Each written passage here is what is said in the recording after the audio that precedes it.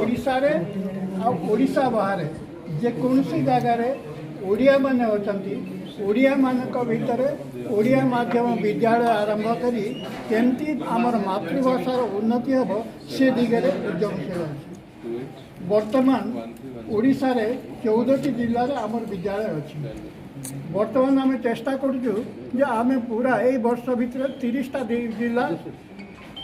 परिपूर्ण कर तो 30टा जिलूर अनेक जगह संपर्क आम रही से जगह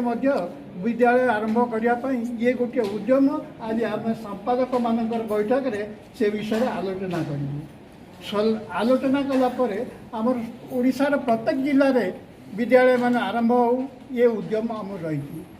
ओडिशा बाहर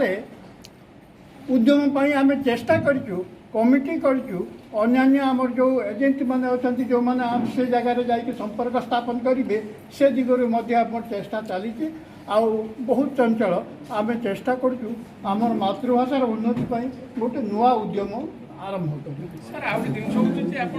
विद्यालय कथा कहते क्लास पर्यटन केवल गरीब पिला समस्त इटा तो सरकार नियम कर एजुकेशन प्रत्येक जगह जेकोसी विद्यालय हम से किसी अवैतनिक रे से फ्री पढ़ा आउ से विभिन्न प्रकार सुविधा सुजोग रही अनुसार जहाँ सरकार गाइडलाइन अच्छी से अनुसार विद्यालय गुड़िक चली बर्तमान पर्यटन सरकार गाइडलाइन सब जाक विद्यालय बर्तमान जी चली से अनुसार चली लक्ष्य आम चेष्टा करूँ सब जिले में आरंभ करूँ ओडिशा बाहर जो मैंने ओडिया अच्छा से ओडिया माध्यम विद्यालय आरंभ करूँ। सेटा हूँ प्रवासी ओडिया मध्य केमी यही स्कूल निर्माण कर दायित्व दि जाए जो भारतीय शिक्षा और गवेषणा प्रतिष्ठान जहाँ लक्ष्य उद्देश्य सेटा हूँ एक आज्ञा कहले मातृभाषा शिक्षादान दुई जड़े भल मनीष कर गढ़ा विद्यादान संगे संगे राष्ट्रभक्त शिशु गढ़ा आमर लक्ष्य जे से ता माटी को ता माँ को ता राष्ट्र को भूली न जाऊ एवं जड़े भल मनीष ही से गढ़ तेणु आम भल मनीष कर गढ़ापी कि से भली आचार्य भी रखा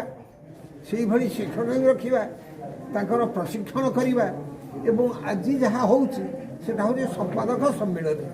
संपादक माने होउछंती द एजुकेशनल एडमिनिस्ट्रेटर्स से माने शिक्षा क्षेत्र में एक प्रकार संपर्क रखी समस्त व्यवस्था संभाली तेणु जदि सेमानकर प्रशिक्षण न हो तांकर जो चिंतन अच्छी से चिंतन में जदि स्पष्टता न रहिबो आमे हम लक्ष्य हासिल करि परिबा नहीं तेणु संपादक सम्मेलन बहुत गुरुत्व वर्तमान प्रश्न आसुची देखंतु ओडिया भाषा को जो प्राधान्य दिया कथा स्कूल ओडिया स्कूल